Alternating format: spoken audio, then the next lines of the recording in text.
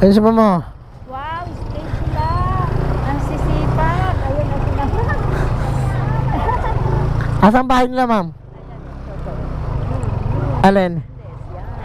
Ah, ayan. Bahay ni Mang Bangs. Mm. Ang dami niya alaga. Dito tayo, sir. Bungad lang pala, no?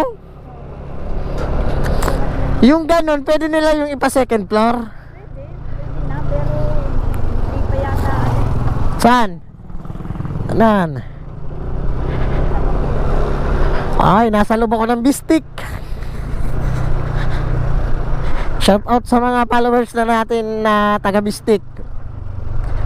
Shout out, shout out. Diretso kanan. Tayo do, kaliwa dito. Dito.